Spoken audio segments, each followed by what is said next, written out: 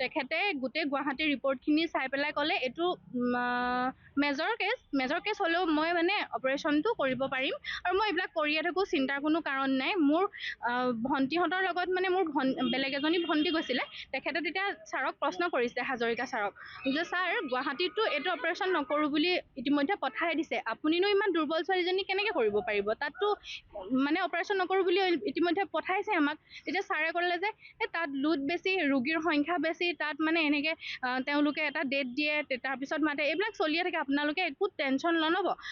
মোৰ মামীক কৈছে যে আপুনি মই ইমান ৰিস্ক ল'ব পাৰিছোঁ যেতিয়া মই এইটো কৰি দিম আৰু মই এইবিলাক কৰিয়ে থাকোঁ। আমি পিছত গম পাইছোঁ যে এই বস্তুটো ইয়াত মানে অপাৰেশ্যনেই নাই, পেংকাৰেছৰ মানে অপাৰেশ্যন অসমত নকৰে। হাজৰিকা ছাৰক মই তেতিয়া সুধিছোঁ যে ছাৰ হৈছে কি, কেছটো কি, তাই যে ইমান এনেকৈ ক'ব নোৱাৰা হৈ গৈছে, ICUত চিফ্ট কৰিব লগা হ'ল, প্ৰকৃততে হৈছে কি মই জানিব খুজিছোঁ। ছাৰে ক'লে যে তাই ইণ্টাৰনেল ব্লিডিং হৈছে। মই তেতিয়া কৈছোঁ ব্লিডিংটো কেনেকৈ হ'ব পাৰে, অপাৰেশ্যনটোতো আপুনিয়ে কৰিছে। তেতিয়া কৈছে যে তাই ইনফেকশ্যন হৈছে আৰু ইনফেকশ্যনৰ কাৰণে তাই এই ব্লিডিংটো হৈছে।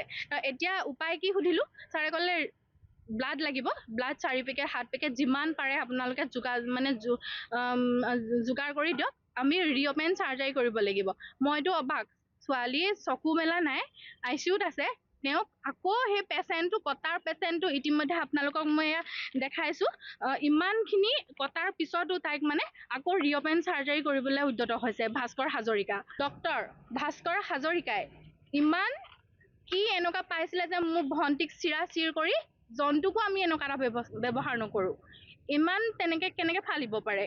আৰু সেইটো অৱস্থাত ভণ্টিক মই কেতিয়াও ফালিবলৈ নিদিওঁ বুলি তেওঁক মই কাটৰে অনুৰোধ জনালোঁ যে মই এইটো কৰিবলৈ কেতিয়াও নিদিওঁ, কিন্তু তেওঁ কৈছে যে এইটো নেফালিলে নহ'ব, ফালিবই লাগিব। মেডিকেললৈ যেতিয়া ৰেফাৰ কৰিলে যোৰহাটত নহ'ব বুলি মেকিং কৰি ডক্টৰে কথা এইজন ভাস্কৰজ্যোতি হাজৰিকাই বাৰে বাৰে ডক্টৰৰ লগত কথা পাতি মেলি যোৰহাটৰ ডক্টৰে কেছটো ইয়াত নহ'ব বুলি ক'লে।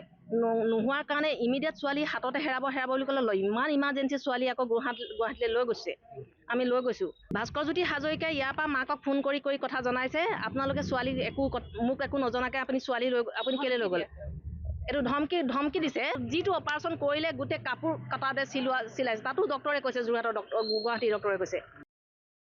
তেওঁ কেইদিনমানৰ পৰা পেটৰ অসুখত ভুগি আছিলে, গুৱাহাটীত দেখাবলৈ গ'ল। গুৱাহাটী ক'লে তেতিয়া পেংকেছৰ প্ৰব্লেম হোৱাৰ কাৰণে তেওঁ আকৌ অলপ দুৰ্বল হোৱাৰ কাৰণে মানে ব্লাডো লগা হ'ল।